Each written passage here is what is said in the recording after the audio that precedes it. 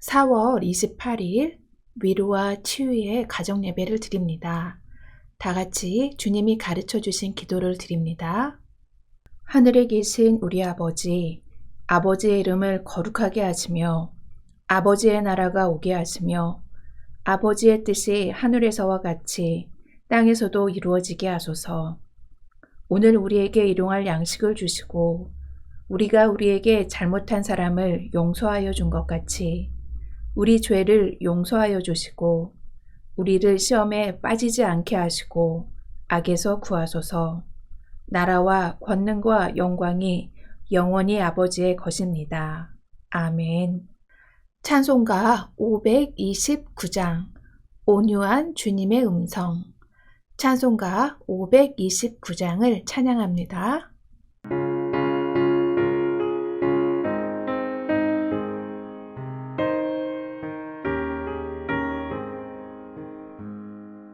온유한 주님의 음성 내 귀에 속삭이네. 내 마음 문을 두드리니 오 주님을 영접하라.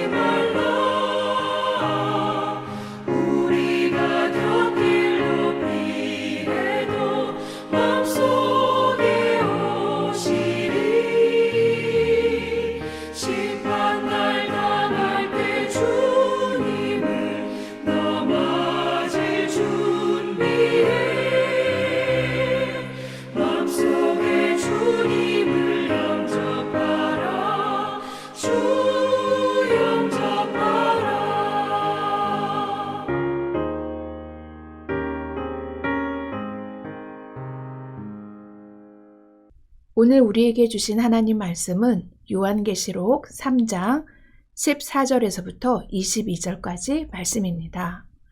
요한계시록 3장 14절에서 22절 말씀을 함께 읽겠습니다. 제가 전체를 읽겠습니다. 라오디게아 교회의 사자에게 편지하라. 아멘이시오, 충성되고 참된 증인이시오, 하나님의 창조의 근본이시니가 이르시되 내가 내 행위를 아노니 내가 차지도 아니하고 뜨겁지도 아니하도다. 내가 차든지 뜨겁든지 하기를 원하노라. 내가 이같이 미지근하여 뜨겁지도 아니하고 차지도 아니하니 내 입에서 너를 토하여 버리리라. 내가 말하기를 나는 부자라 부요하여 부족한 곳이 없다 하나 내 공고한 것과 가련한 것과 가난한 것과 눈먼 것과 벌거벗은 것을 알지 못하는도다. 내가 너를 권하노니 내게서 불로 연단한 금을 사서 부유하게 하고 흰옷을 사서 입어 벌거벗은 수치를 보이지 않게 하고 안약을 사서 눈에 발라 보게 하라. 물은 내가 사랑하는 자를 책망하여 징계하노니 그러므로 내가 열심을 내라 회개하라. 볼지어다 내가 문 밖에 서서 두드리노니 누구든지 내 음성을 듣고 문을 열면 내가 그에게로 들어가 그와 더불어 먹고 그는 나와 더불어 먹으리라. 이기는 그에게는 내가 내 보좌와 함께 앉게 하여 주기를 내가 이기고 아버지 보좌에 함께 앉은 것과 같이 하리라. 귀에 있는 자는 성령이 교회들에게 하시는 말씀을 들을지어다. 아멘. 우리가 살아가면서 어떤 일이나 상황에 만족하며 살아가는 것은 중요합니다. 이러한 자기만족의 모습은 우리에게 긍정적으로 작용하는 감정 기제지만 신앙의 모습에서 자기만족은 때로 우리에게 영적으로 부정적인 영향을 줄 때가 있습니다. 믿음의 길을 가는 동안 과연 이 정도면 됐다고 여길 만큼 자신의 신앙과 경건에 만족할 수 있는 사람이 있을까요? 만약 그렇게 여긴다면 우리는 그 순간 더 심각한 영적 상태로 추락하게 될 것입니다. 왜냐하면 그것은 우리를 영적으로 더 둔하게 만드는 자기 기만에 빠져 있는 모습이기 때문입니다.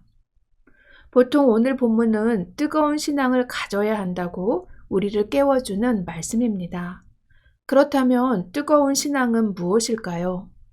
보통 우리의 정서에서 뜨거운 신앙이란 성령 충만하여 무슨 일에든지 열정적으로 감당하는 모습을 떠올릴 수 있습니다. 하지만 과연 오늘 말씀을 받는 라오디게아 교회에게도 그럴까요?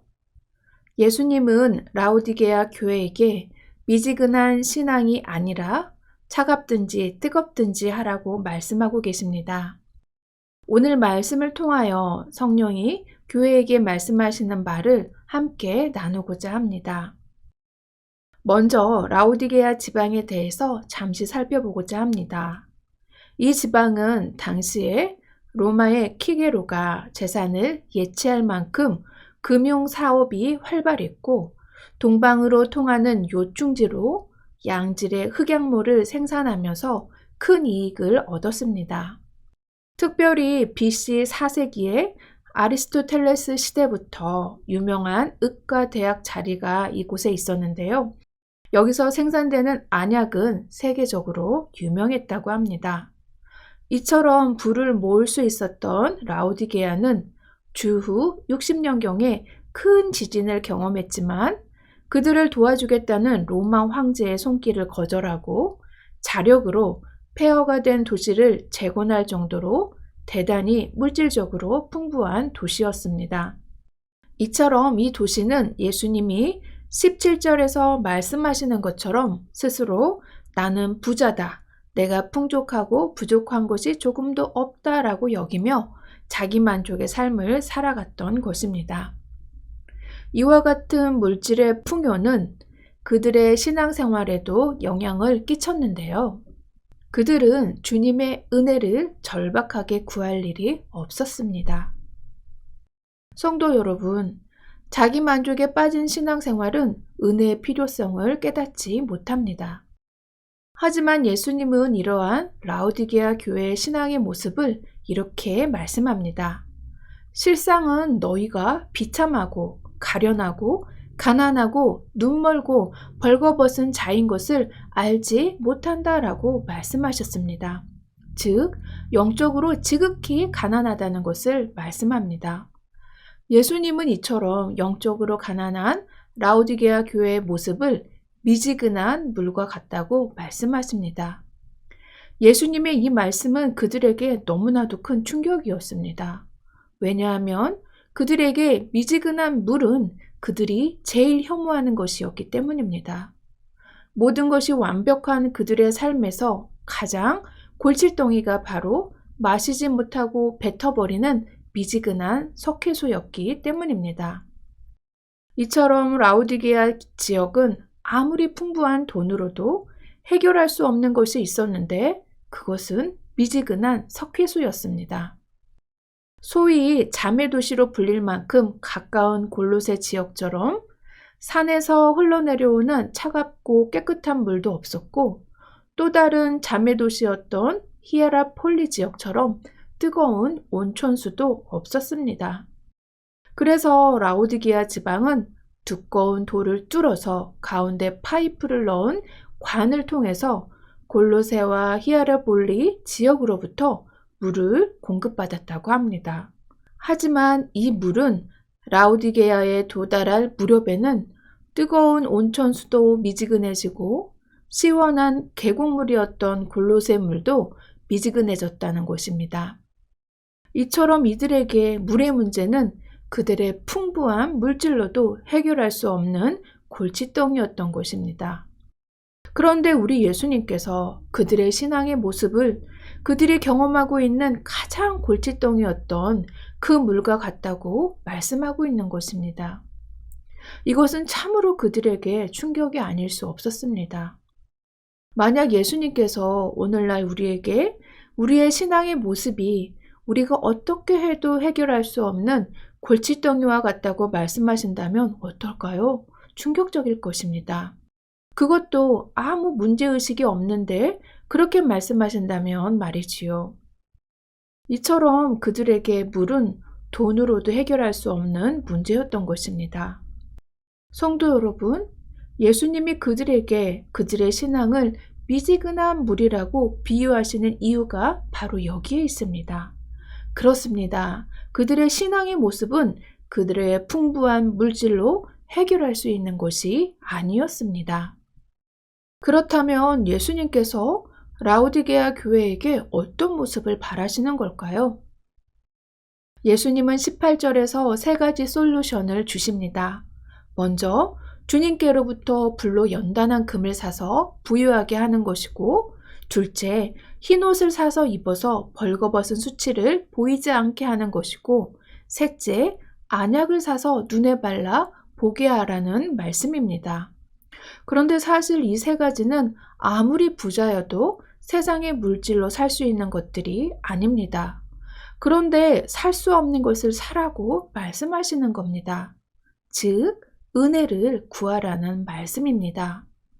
다시 말씀드리면 예수 그리스도를 진정으로 믿고 그 은혜로 칭의의 옷을 입고 영적인 눈을 떠서 그들이 영적으로 얼마나 가난한 자인지를 깨달으라는 말씀입니다. 이 솔루션은 세 가지 같지만 사실은 하나입니다. 그것은 물질이 아니라 또 자기 만족이 아니라 오직 예수님으로 인해서 풍요함을 누리라는 말씀입니다. 성도 여러분, 생수의 근원 되시는 예수님께 은혜를 공급받지 않으면 우리의 믿음의 모습은 주님 앞에서 골칫덩이로 남는다는 것을 기억해야 합니다. 라오디게아 교회는 7교회 가운데 칭찬은 없고 책망만 받은 교회입니다. 그렇다면 예수님이 라오디게아 교회를 미워해서 책망만 하시는 걸까요? 아닙니다. 우리 주님은 라오디 교회를 향해서 19절에서 이렇게 말씀하십니다. 내가 사랑하는 자를 책망하여 징계하노니 그러므로 내가 열심을 내라 회개하라. 아멘. 그들은 회개해야 했습니다. 무엇을 회개해야 했을까요? 예수님 없는 신앙생활, 예수님의 은혜를 구하지 않는 신앙생활을 회개해야 했습니다. 그들은 물질적인 풍요로 인해서 예수님을 밖에 세워두는 신앙생활을 했던 것입니다. 그들은 자신들의 삶에 예수님을 초대해야 했습니다. 예수님은 이러한 모습을 20절에서 이렇게 말씀합니다. 볼지어다 내가 문 밖에 서서 두드리노니 누구든지 내 음성을 듣고 문을 열면 내가 그에게로 들어가 그와 더불어 먹고 그는 나와 더불어 먹으리라. 아멘. 성도 여러분, 오늘날 우리의 믿음의 모습은 어떠합니까? 혹시 우리의 삶에서 여전히 예수님을 문 밖에 세워두고 있지는 않을까요? 자기 만족의 다른 모습은 자기 실망입니다. 자기 만족의 신앙도 은혜를 구하지 않는 모습이라면 자기 실망의 신앙도 은혜를 구하지 않는 모습입니다. 간절히 소망하기는 은혜를 구하는 믿음을 회복하시기를 바랍니다. 예수님은 항상 우리의 마음과 삶을 두드리고 계십니다. 우리가 마음의 문을 열고 또 우리의 삶의 문을 열고 예수님을 모신다면 예수님은 우리와 더불어 교제하시고 우리를 먹여주십니다. 이러한 은혜를 경험하시는 저와 성도님들이 되시길 바랍니다. 이 시간 함께 기도하겠습니다. 우리의 마음과 삶의 문을 두드리고 계시는 예수님을 모시고 영적으로 풍성한 교제를 누리게 하소서. 기도하겠습니다.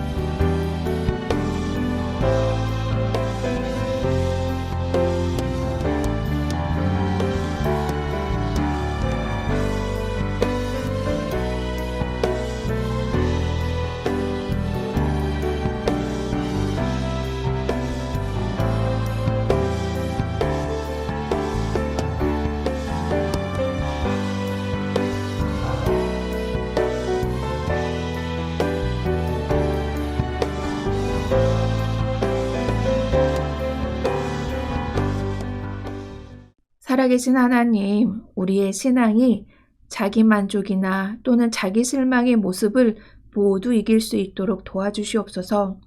항상 우리의 마음과 삶의 문을 두드리고 계시는 예수님을 기억하고 주님을 우리 마음과 삶의 모심으로 주님과의 교제가 풍성한 신앙을 갖게 하여 주시옵소서. 감사드리며 예수님의 이름으로 기도합니다. 아멘.